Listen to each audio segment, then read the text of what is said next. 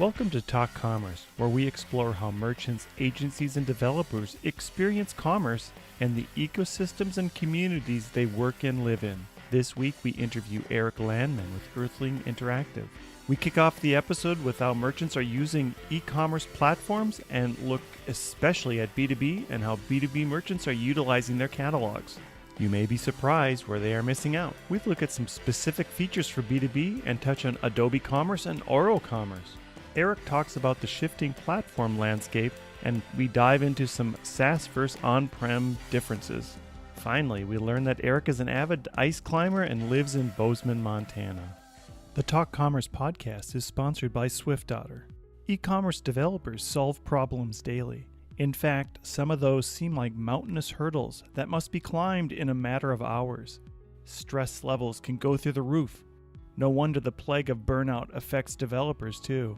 But there's a vaccine for that. Investing time in your career will take you farther than you ever imagined. Meet SwiftOtter. SwiftOtter exists to help you become the e-commerce hero that is indispensable and irreplaceable at your company. We do this through Magento certification study materials and Joseph Maxwell's most recent book, The Art of E-commerce Debugging.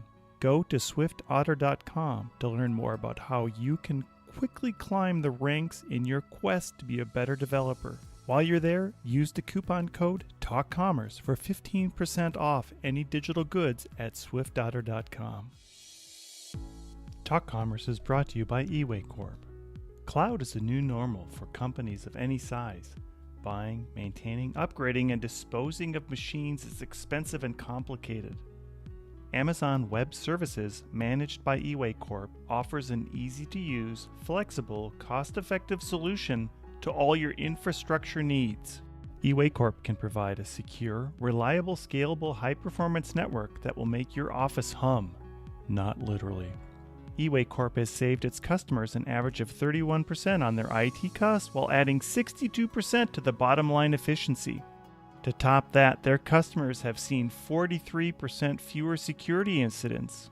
Go to ewaycorp.com to learn how you can start saving money and headaches by moving to the cloud. That's ewaycorp.com. My name is Brent Peterson, and I'm your host. Please remember to subscribe wherever you download your podcasts. And now, Talk Commerce. Welcome to Talk Commerce. I have Eric Landmann here today from Bozeman, Montana, just fresh off the prairie or the mountains, the ski slopes. It's not really ski season, but Eric, why don't you go ahead and introduce yourself? Tell us a little bit about what you do and maybe one of your passions. Hi, Brent. Yeah, I'm Eric Landmann. I'm the e-commerce division manager for Earthling Interactive. I'm a certified Magento solution specialist. And my passion and the reason I moved here is that I'm a climber and primarily an ice climber. So Bozeman has a place called Highlight Canyon, which is one of the premier ice climbing destinations in the whole continent. And there's a lot of famous climbers live here.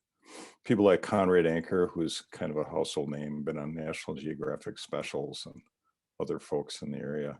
So it's just a fantastic place to live. I can walk out my door and see the mountains. So it's great.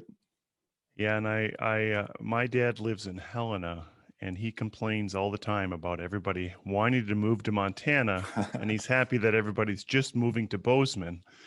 But yeah, and I think the housing, everything around Bozeman is difficult and hard to deal with right now. Housing is stratospherically expensive. That's the one thing I did not expect. So it's like, that's the problem. All these people from California, they complain about bringing in $1 million and paying cash for houses. Yeah, and the weather, I was there about 3-4 weeks ago. It was in the 70s or something, maybe 80s. And my dad sent me pictures from the next week and had 2 inches of snow on the ground up in Helena. So yeah, it's crazy. Spring in Montana is like it snows in the morning, and by the afternoon it's burned off, and it's 60 degrees. So it's different. You have to really love cool. it. You have Yeah. to love it. My sister has a shop. I have to give her a little plug. Chalet Market in Belgrade, which is just right outside of Bozeman. So if you're Mhm. driving through Montana right now on I-90 and you want to stop at Chalet Market, it's in the Belgrade exit, right by the airport. Oh yeah. Good. Well, Eric, I'm happy you joined today. I know we've met a couple times, maybe at Mage Titans down in Austin, Hmm. and Yep. some of the I looked at some of the notes you sent over, and it was I thought you had some really good ideas and things to talk about. One of them was how merchants always perceive an e-commerce store as having to sell something. Maybe you could go into a little bit more about that. Sure. There's a couple aspects of that. Um, about half the sites we do are B2B sites, and they don't necessarily sell directly. What they have, though, is a quotation model a lot of times. So they have the products, they have filters in there and product attributes and categories and all the usual things you'd see in an e-commerce site. But they don't, for some reason, they don't perceive it as being an e-commerce site because, or our customers, they just put together quotes. It's like, well, a quote is pretty close to a sale. So their selling model maybe is to say to architects for building out a project, say a school or a library, and they need to put together a list of furniture for a library. You know, there might be 40 tables and 100 chairs and, you know, huge order, but it doesn't get purchased until it goes through some, you know, board of education or some budget. 6 months later, maybe it turns into a sale. So they tend to think of this not being an e-commerce site, but it absolutely is, because the interaction with the customer eventually turns into a transaction. So that's one thing. The other thing is we see a lot of this seems to happen in the B2B world, where they have what the customers refer to as an online catalog. It's products, maybe not even with the greatest sorting, but just like a product pages. And they may have a family of products and then in some sort of form, like a grid sort of form. We ran into one of these companies with, they sell industrial plugs for like the ends of paper roll cores and other sorts of cores. They have all these different size plugs and all these materials, and but they they don't think of this as an e-commerce site, because they say, oh, all our orders are are custom. The customers just call us up. I'm thinking, oh man, there's a huge opportunity here. You need to take advantage of this. So they literally call their site an online catalog. It's like, whoa, hang on a sec. You need to retool your thinking here a little bit. Yeah, the management of that content. I mean, I think Magento or B2 or even Big Commerce now with their B2B integrations. Certainly, Magento with its B2B integrations allows for that content to be easily managed, and that's one of the big things I think merchants overlook is Mhm. the idea of this catalog, and then how are they going to manage it? If you're trying to do it in WordPress, yes, it can be done, but it is much more complicated and much less efficient to try to manage a larger catalog like that. Yeah, I totally agree. Most of our customers don't have too huge a product or catalogs, maybe between 2 and 10,000 products, which isn't, you know, it's not Amazon or anything. But I mean, if you had to manually manage 10,000 products, whoa, that's you don't want to do that. Yeah, we had a client that well, we implemented a Kineo along with Magento, and they had 1 million products. And Hmm. I remember trying to explain to them the varchar versus an int type of attribute, where one is fixed and one is just open, and they Yeah. insisted on having 200 or 300 varchar. And for the listeners, a varchar would just be anything you wanted to stick into a description. It would just be like a title, description, short, any kind of field you'd want that you can just put text into.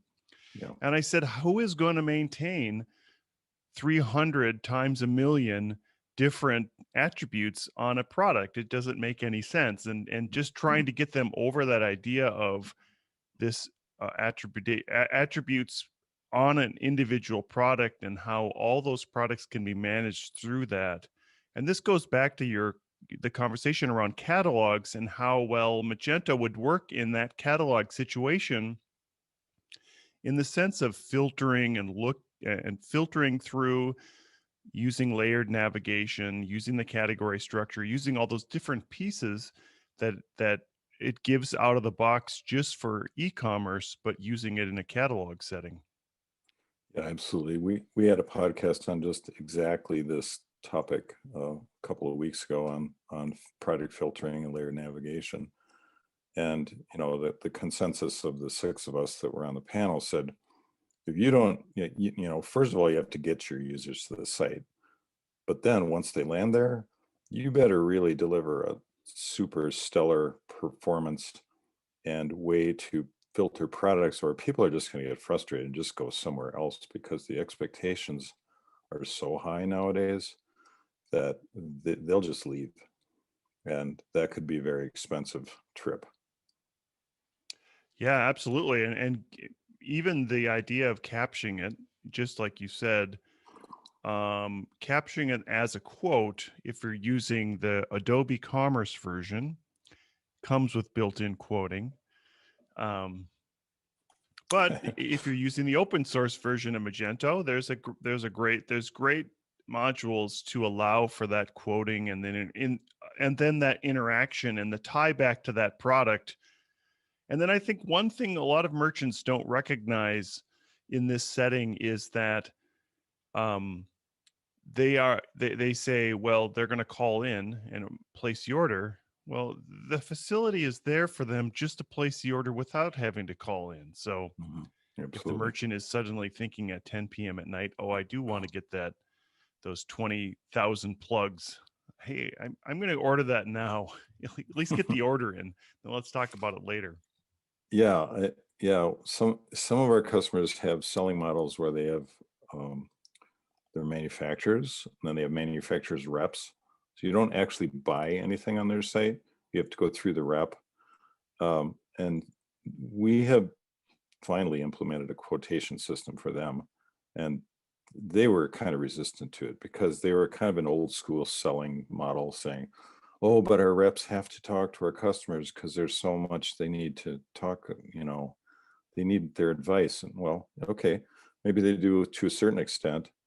But what they discovered is actually our customers are smarter than we thought. They can place orders, or they certainly can place quotes and get it most of the way there and then finish it off. So their order volume has gone up since implementing a quotation system. Yeah, we had the same experience where the client was worried that, or the client salespeople were worried that they were going to miss out on commissions, but it was a business decision that the owners of the company said, no, you'll still get a commission no matter how the client buys it. So now the salespeople are seeing an uptick in sales and an uptick in commissions, because the client can now go back and reorder things without having to call them, without having to get in touch with them. They already allowed them to call in and just order through a customer service rep, but this just made it even better. And then what they also discovered is that, they discovered that when they're going to say that quick order form, that they could introduce new products in that form and highlight them to say, hey, here's a new product for this thing, this widget that does a great add-on. Why don't you give it a try, or order 10 and we'll comp them, or whatever that promotion is. It's a great way to introduce new items, especially when you're talking about smaller catalogs. If they only have 300 or 400 items, they're trying to increase their catalog. That's a great way to introduce those new items. Yeah, I hadn't thought of that situation. We have a customer, an industrial manufacturer, and their products, their manufactured products last many years. So they have a need for parts replacement. And they have a quick order form for parts replacement. Um, but they were saying, oh, but our customers have to call in because, they ordered this thing 6 years ago. Well, the products don't change. So it's not like, it's not that complicated. The customers know what they need. So they are able to do this. And then, 6 months later or a year later, when they need the same part for a different customer that they installed, they can just go to the website and order it. They don't have to talk to a rep. So there's a higher turnover of orders. They're realizing that now. Yeah, I think the other thing that Magento offers or Adobe Commerce now offers that's exciting is the ability to section off specific experiences. So, for example, we created a B2B experience that was laid out for an iPad, and that the reps could be on site.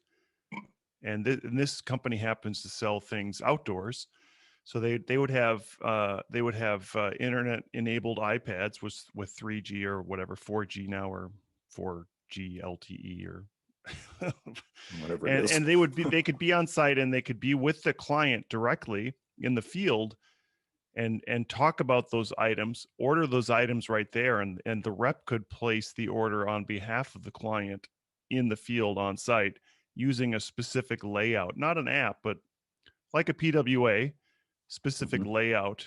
And it could be done in a PWA, it could be done in an app, or it could be done in standard Magento theming.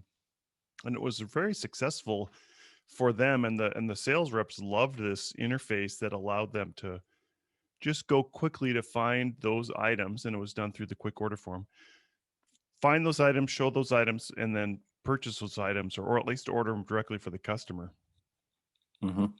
That sounds really similar to a solution we did for, this is a little different, convenience stores like Stop and Goes and Quick Trips and such, where the manager would order coffee supplies. You go to, say, a gas station, coffee, and they've got the row of carafes there, and the coffee and the filters and the machines. They have a quick order form that they log in, and they know what they order. Every single week they order almost the same thing. They hop into the order form, key in the SKU because they've got half of them memorized already, and just place an order like that, and then it gets billed through the corporate account, but with their branch location flagged as the one that's actually purchasing. Yeah, so that's another thing that probably in years past you would have had a delivery driver that drives around in a coffee truck and hits all the convenience stores. Said, well, what do you need this week? Oh, I need 25 pounds of breakfast blend or whatever. It's just, the whole selling model is completely changed. Yeah, and that selling model still, it still sort of works in bigger cities, but in rural areas like Montana, that your driver is driving 60, 70 miles to the next stop, and it makes it a lot easier if they know what they should be giving them in advance. Yeah, and then those same vendors are trying to compete with people like Amazon, so it's like, oh boy, look out, here they come. Yeah, So and Costco has a commercial division as well. Oh, okay, didn't know that. So just kind of pivoting on that, from a platform standpoint, looking at first B2B, what do you see as strong B2B platforms for businesses to use? Well, that's kind of a interesting topic. There's two that I think, Adobe Commerce, got to use the new name, is of course great. We've been very interested in Oro and watching how that's risen through the ranks. Oro Commerce. It's got a lot of cool features that are very mature, and so there's platforms that you can tack on B2B features. So a lot of businesses don't necessarily need a full-blown B2B platform.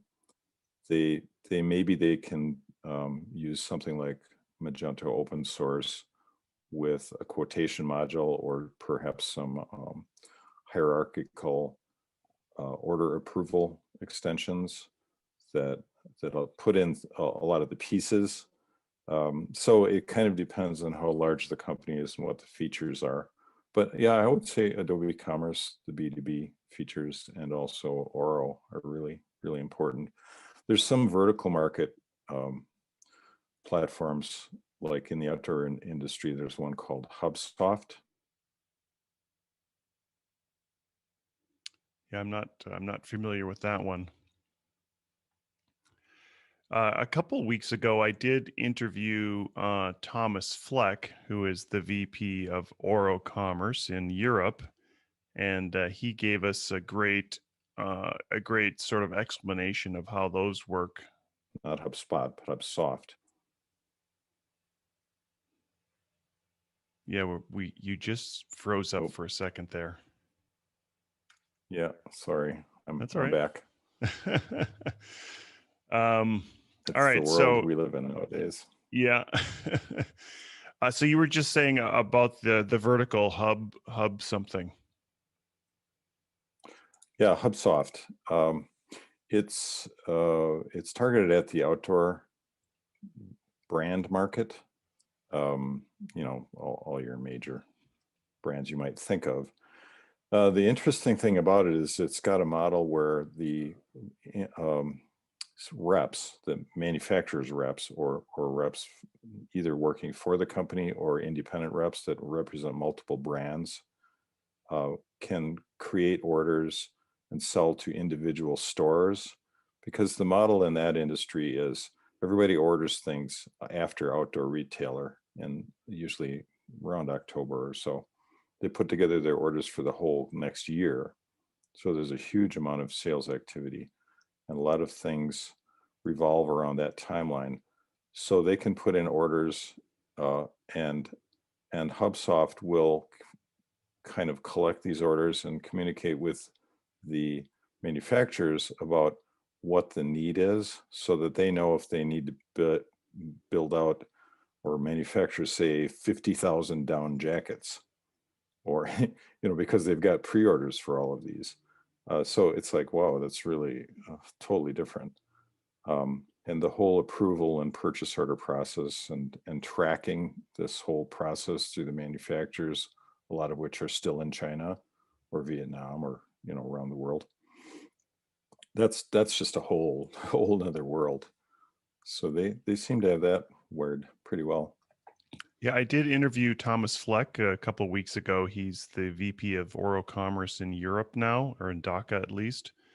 And I liked his take on Oro and how that it has every feature you would need as a B2B just natively. And it's built, I guess, B2B first. So clients that need those features don't have to worry about an add-on or a plugin or something that's not there. Right. For people, yeah, for customers that need that, that is absolutely the way to go. Yeah. I think. Have you done any Oro installs or Oro Commerce jobs that have been successful for you yet? No, we've poked around at the edges. We've got some requests to modify sites that are existing. So we're kind of waiting for it's a little bit of you know, you're sort of fishing, waiting for the fish to swim along. Yeah. So we're still in a phase and experimenting, but it's really an interesting program, and I think it's especially interesting that it sort of has its genesis with the same thought pattern that Magento did. Yeah, Years Yoav ago. Kudner is the founder of that product, and I believe Akinio sort of spun out of that original platform as well, the Oro platform. Mm. Mm. So what about B2C? What do you see now happening in the B2C market? Oh man, that's crazy. Well, Shopify has taken off stratospherically. We're running into that quite a lot.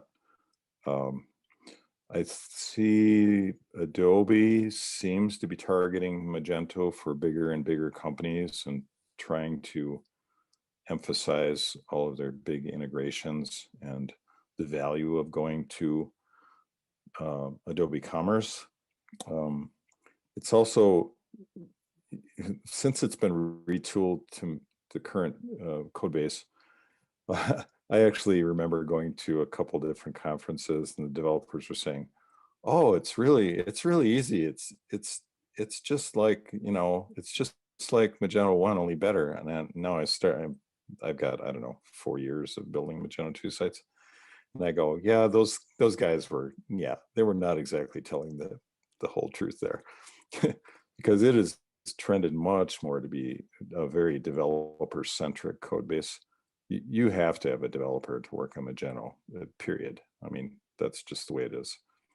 Whereas you don't have to have a developer for something like Shopify. They're two completely different paradigms. But we've seen that if people want to get up and do something fast, they probably start on a SaaS platform like Shopify or BigCommerce just to get the first product out to market or the first iteration of their sites. Then as the traffic increases, and maybe when they start to look at their bills for hosting and what their credit card gateway is costing them per transaction, if they start to get a lot of traffic, they're starting to go, "Ooh, that's expensive.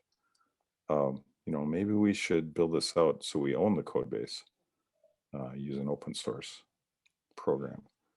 Yeah, I know some of the hidden costs in Shopify are those integration points and that transaction costs, not just for the credit cards, but the transaction costs for your third-party integrations that are there. Those aren't just purchase and plug-in; those are external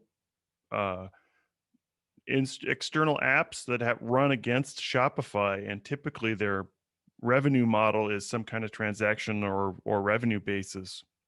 And that ends up costing you a lot of money in the end. Often, I think there's a tipping point in which Shopify becomes far more expensive than Adobe Commerce at its highest licensing level. Oh, I agree, especially when you look at the hosting cost for, say, Shopify Plus starts at $2,000 a month. I mean, that buys some resources on AWS. And there's plenty of hosting platforms that are way less than that for Magento, with comparable traffic volumes and comparable specs. So we had one project that we did not go with, or we lost the bid on that one, and we found out subsequently that they decided to build out the project in Shopify, and turns out they had so many extensions that they were spending over $2,000 a month in hosting on just the regular Shopify. But they had all of these extensions that were doing all these integrations and fees, and they go, "Oh wow, we didn't realize that." It's like, well, if you'd done a strategy and evaluation to figure out what your requirements were before you just sort of dove into this situation, you wouldn't be 6 months down the road going, "Oh damn, we really screwed up here." Yeah, the extension market and the integration piece on Shopify as well will really drastically slow your site down. The more integration points you have, just like Magento, and some people have 70, 60, 70 modules stuck in there. Those things are often overlooked for Shopify. And I think that your typical Shopify site is still loading in 4+ seconds, something like that. It's not necessarily high performance. The feedback I get from a lot of merchants is that Shopify just does a really good job at marketing their product. Yeah, they do. They're everywhere. Sure. Yeah. They also make it easy. They bundle some nice features. Like this site that I'm building on now, it's for a company that sells retail food items. So a really small company. And so this was a good choice. But they said, "Oh, I placed an order and I got my email. That was cool. But then I also got, oh, you left this in your cart. Would you like to buy this?" It's an abandoned cart email. That stuff's stock in Shopify. They love that. Just little things like that. I thought, well, that's really cool. And they can get the reports, just, really basic reports. So it was kind of interesting to see this new store owner think that these, what now we have considered for years that are standard features. They thought, oh, this is really sweet. Yeah, I think too with Adobe and some of their UX people being involved and the way that they're making the platform grow, we're going to see a lot of that, a lot of those UX things, those sort of subliminal things happen automatically. Adobe Sensei now you can integrate directly into Magento. Um, so some of those things that would be more bespoke or just sort of, if you like it, plug it in. I think a lot of those things that we're seeing out of Shopify or BigCommerce are going to be there by default in Magento or Adobe Commerce as well. Yeah, that would be good, because site owners are, the more you can make it frictionless or easy, and for developers too, the more successful it's going to be, because us developers don't particularly like installing the same set of extensions for every single site, because this really should be part of the core, because we need this stuff. Yeah. I think some of the more successful agencies have done a baseline in Magento. Here's the successful modules that we've had. You should at least launch with some of those. And that could mimic then what Shopify does on some of their base items or whatever they get out of the box for the merchant. Yeah, we actually do sort of a version of that ourselves. We've got a few recommended vendors with some extensions that we use on every single site. One of those, I was just talking to one of my developers this morning about the content security policy that Magento's installed now, and it throws up all of these reports on the console when you're looking at a page. And I don't really have any statistics on that, but I've got to believe that tends to slow down the browser just a little bit, because it's got to deal with all of these, not really errors, but they're in red. It's really quite annoying. So we are bundling now with every site we build a CSP extension and whitelisting all of those things, so it's just one less thing to deal with for the browser. So that's an example of how an agency might bundle something that just should be part of the core, and it just should be something you don't have to deal with. And what is that extension? Well, it's Magento CSP is the content security policy. But what you have to do is you have to write a whitelist for all of the resources that you're whitelisting. So for example, this site we're just finishing has a 3D configurator that calls a piece of JavaScript that brings in some resources from an external 3D modeling site. So it looks at that as, oh, that's a security thing. You're calling some JavaScript that's on somebody else's site. We can't allow that. Well, you have to have it for this particular feature to work. So you've got to have some methodology to allow those sorts of links to work without flagging some sort of nasty error in the browser. Okay, got it. And was there a vendor that you're using for that, or is that something that you built? No, that's an extension that we wrote. Okay, yeah. Got it. So kind of pivoting now on extensions and the site itself, let's talk a little bit about site maintenance and what maybe is overlooked by merchants often. Yeah. This is a little bit of a sore point, because a lot of site owners think, oh, I just built my site and we're good for 5 years. Well, here to tell you that that's not the way the e-commerce or what languages change, operating systems change, the whole underlying hosting architecture changed. I'm not telling you anything different. This is for the audience. So going from PHP versions can cause havoc with extensions that are written to take advantage of certain things.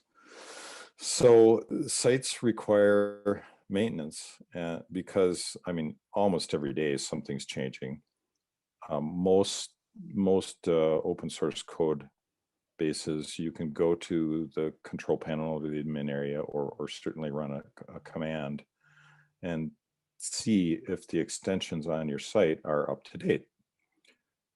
And you might be shocked that the day after you launch your site, there's stuff that needs to be updated. It's like, what? We just did this. How could this be? Please. But in fact, that's the case.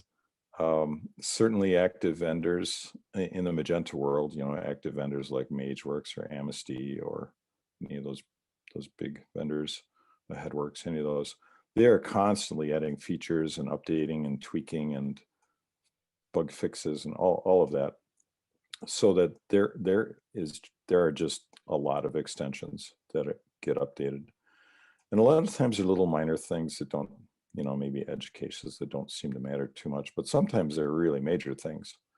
So there, running a site, it absolutely requires maintenance, and it should be on some sort of a scheduled basis, even if it's something as simple as the site's project manager goes in and takes a look at the control panel and says, oh, what's happened now?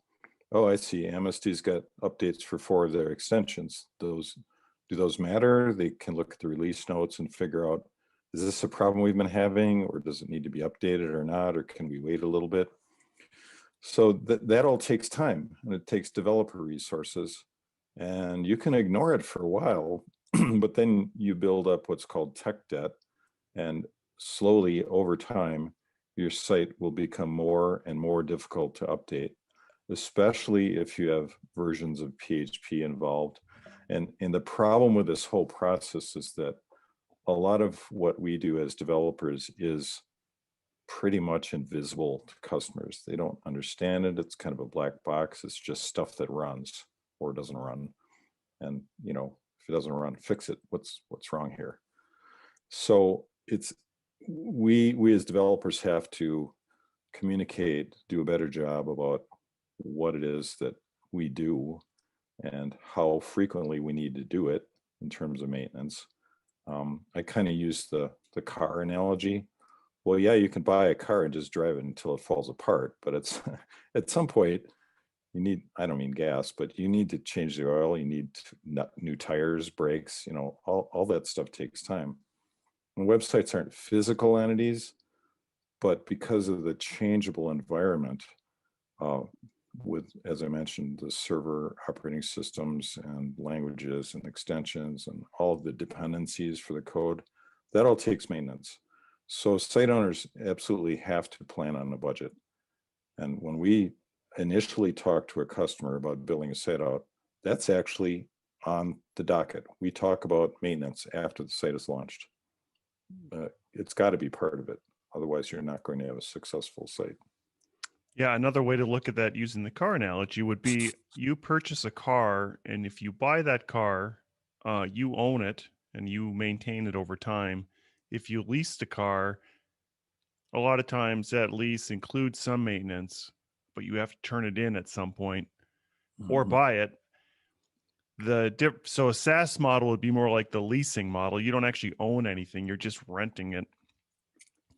And the downside is that you can never buy it. Leasing, at least you could buy it at the end of the lease if you wanted to.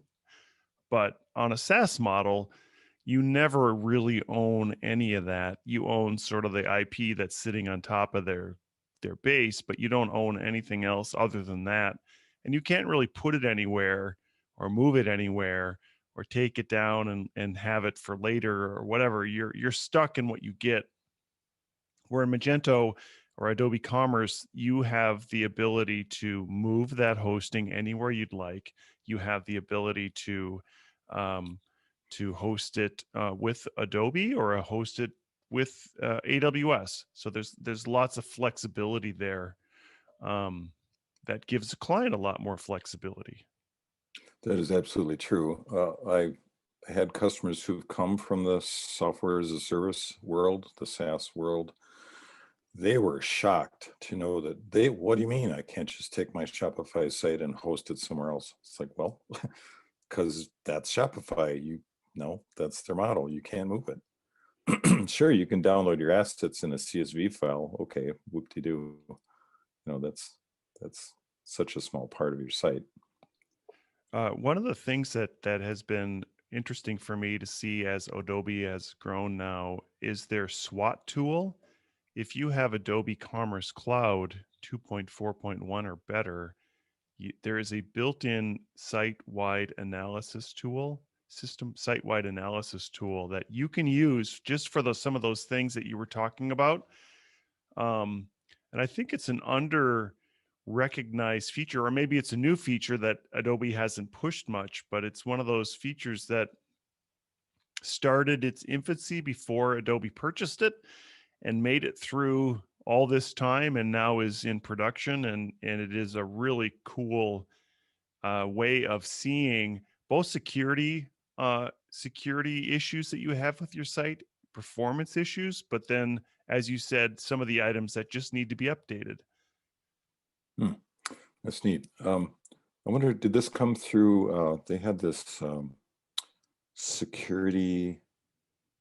What was it? Security analyzer They have or they have a something like that? security scanner tool that's different. This one, and Okay. there's an episode. I think it's episode 4 with Barnett Hellman, who on the Talk Commerce series, he talked about it. He also did a presentation, I think, at Meet Magento Indonesia, Meet Magento India. He's been very vocal about that and showing all the new features, and they have a great roadmap of adding more features into it, which includes on-prem, and I think he said it'll include the open source version as well at some point for Cool. the SWOT. Yeah, that sounds fantastic. I got to check that out. So you talked a little bit about the shifting platform landscape. Can you kind of elaborate on that?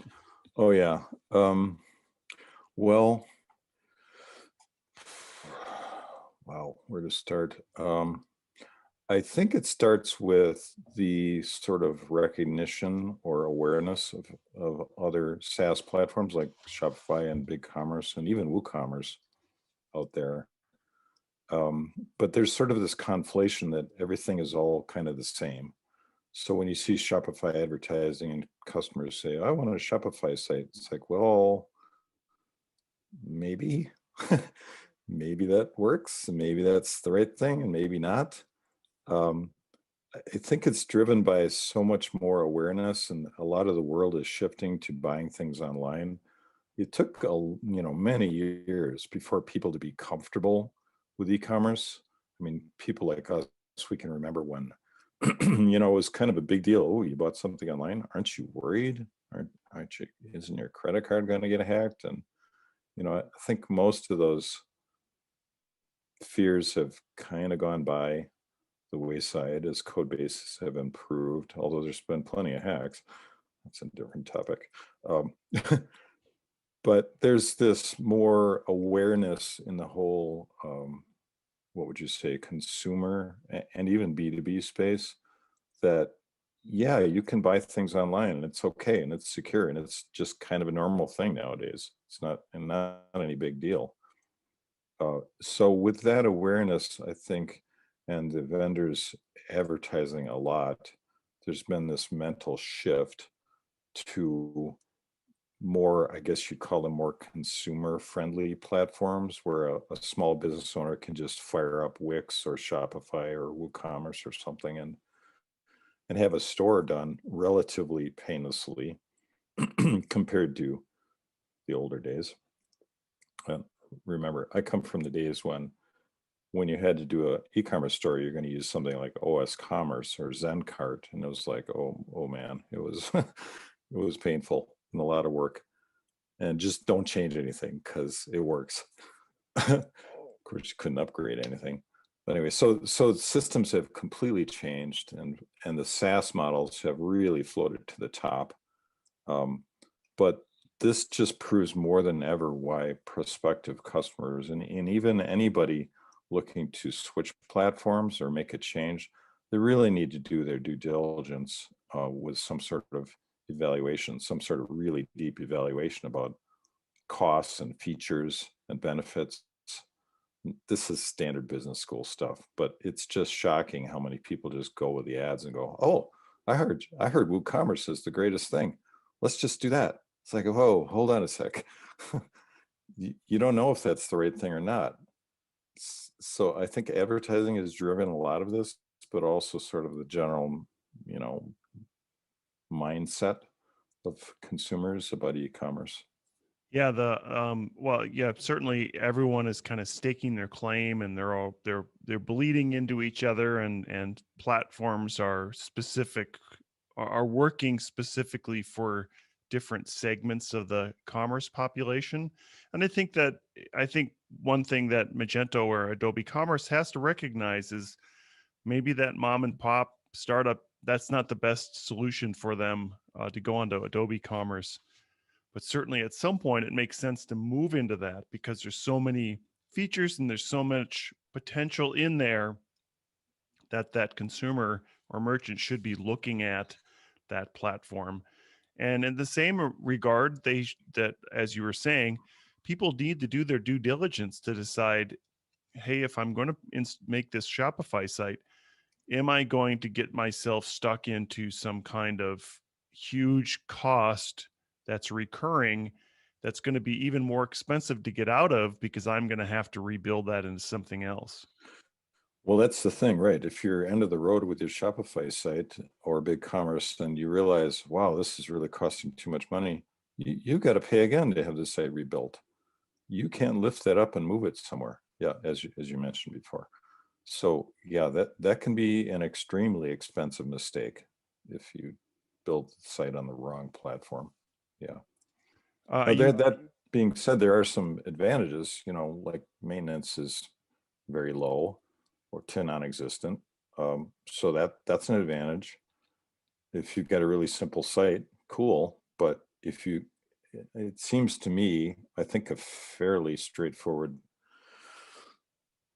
explanation is that the increasing complexity, it just drives the argument that probably you should be leaning more toward an open source site with the increasing complexity, because you're starting to add on all these extensions. The extensions have fees, monthly fees frequently, not even just, in the open source world, typically you buy an extension and then you get so much tech support with it, say 6 months or something like that.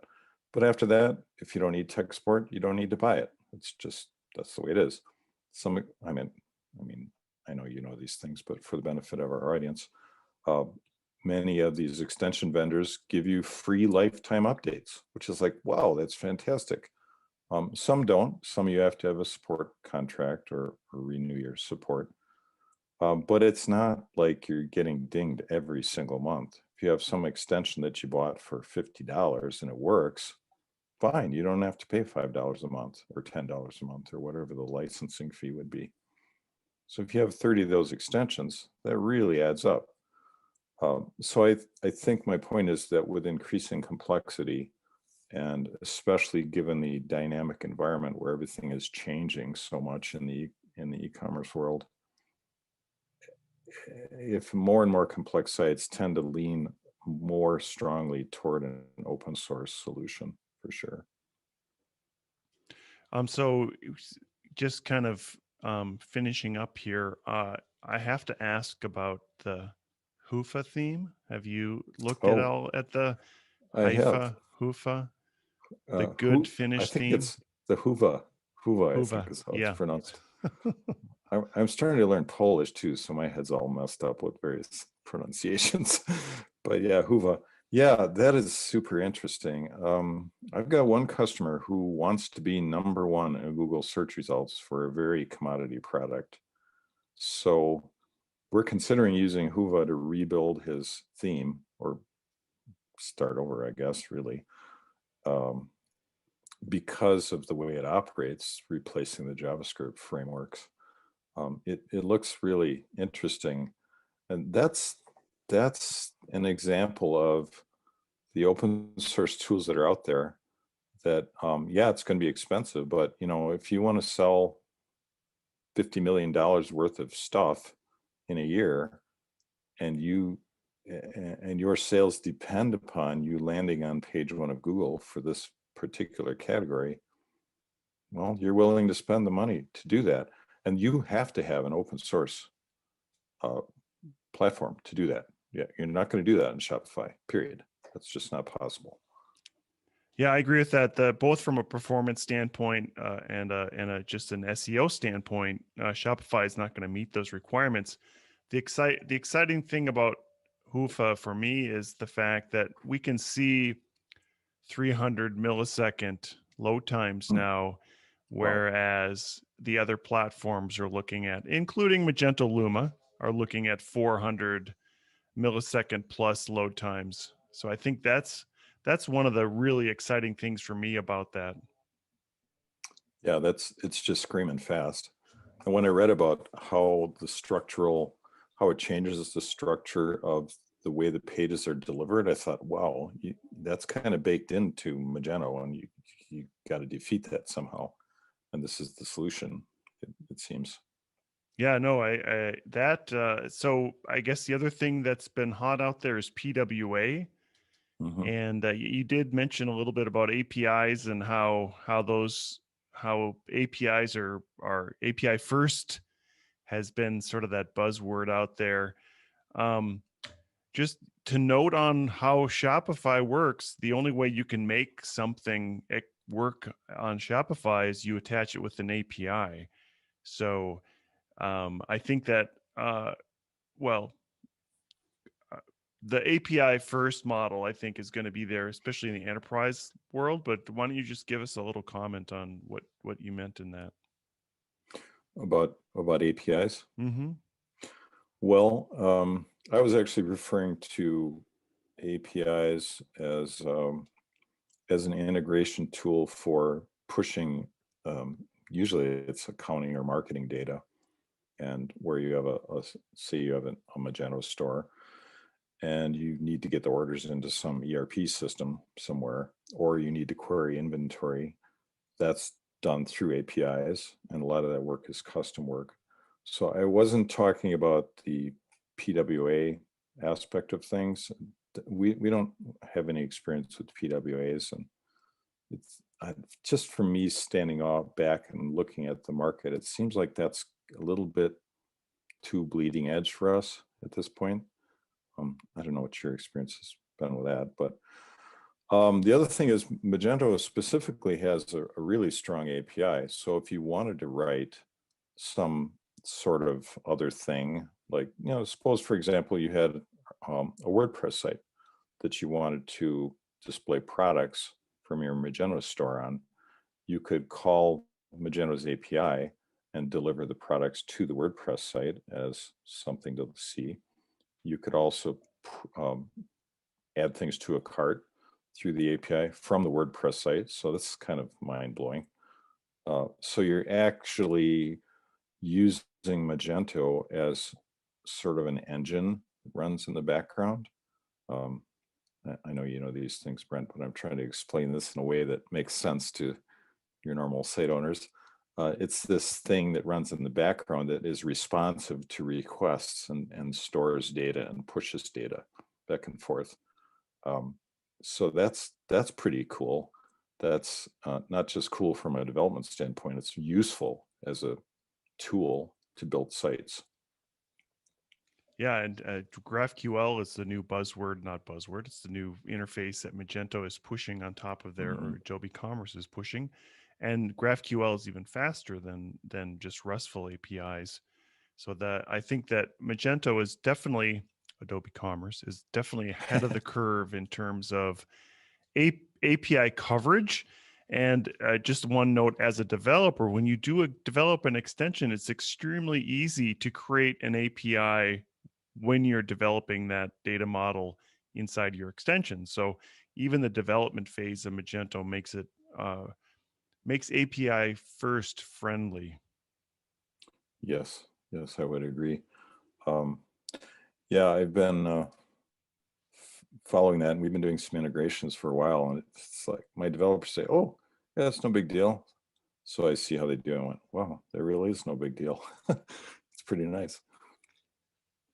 Well, Eric, we have a couple minutes left here. Why don't you tell us, give us maybe a book you're reading or some podcasts you're listening to. What's good out there that you like? Oh, well, I'm a climber. I'm interested in the psychology and strategy of climbing. I'm an ice climber specifically, and a high altitude climber. So I'm interested in this strategy and psychology of people like me that go after these completely ridiculous and absurd and pretty pointless pursuits. You can see things like that in the popular culture, like the climb of the Dawn Wall by Alex Honnold, that has captured everybody's imagination. But there's a whole world to climbing that's just, it's not on most people's radar. But some of the things I've been reading, there's a really great book called Conquistadors of the Useless by Lionel Torre, very famous climber. I was reading that lately. Also, with all the PBS noise about Steinbeck, I read a couple of his books. I didn't like him too much, so I don't know what all the noise is about. Apparently, he lived in Montana. He's a big deal around here. Uh-huh. It's one of his grandsons or somebody lives here in town. That's kind of neat. Podcasts, I have some from, there's a site called the Uphill Athlete, which is training and strategy for people engaged in mountain pursuits like climbers or backcountry skiers, people like that. It's run by Steve House, who's a world famous alpinist, and Scott Johnson, who's an exercise physiologist. So that's quite interesting to me. See all the various aspects to mountain training and travel and psychology and stress and the whole constellation of grief, and when there's accidents like avalanches and people die, and what happens mentally and psychologically to the community. That's pretty interesting to me too, as an unfortunate participant in some of those activities. Oh, that's probably heavier than you wanted, but that's what I'm into. Sure. Yeah, there's a great race in Bozeman called the Bridger Ridge Run that happens in August. It's a 22-mile run. My dad's done it twice. I haven't done it yet, but I'd like to at some point. It's about you go up 3,000 feet, you run along a ridge for about 20 miles, and you come down 3,000 feet. Yeah, it I'd goes up recommend that you sign up for that. goes up in the Bridger Range. I was just up there last weekend. I was up by Yeah. Sacagawea, up on the summit, and I'm pretty sure that's where the trail is that race follows. Yeah. So as we finish off here, if you'd have a nugget that you could give a merchant for some advice today, what would you tell them? I would say if their site is at all complex, don't skimp on maintenance, and be aware that your site does require maintenance, and work with your developers to make sure that things are working as well as they can. Site owners tend to want to save money, like any business owner, but frequently that has a big impact on your site, which translates into frustrated users and problems, or even if you let it go long enough, it could be security problems. Nobody likes that. We don't like cleaning up that mess.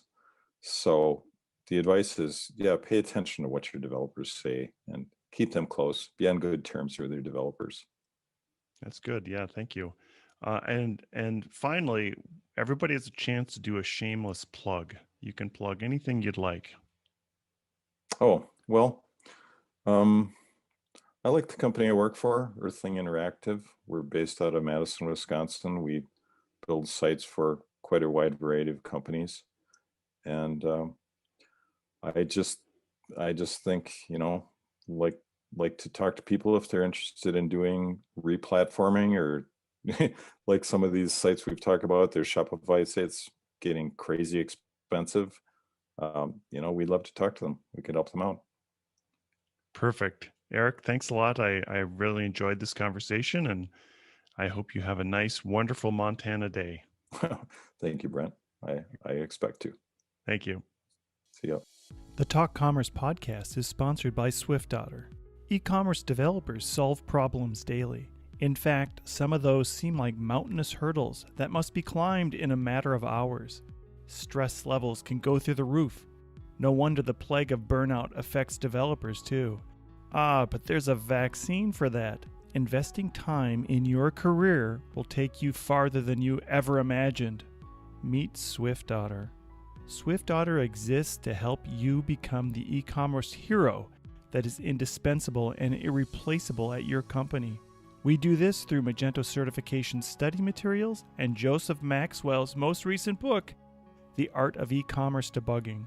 Go to swiftotter.com to learn more about how you can quickly climb the ranks in your quest to be a better developer. While you're there, use the coupon code TALKCommerce for 15% off any digital goods at swiftotter.com.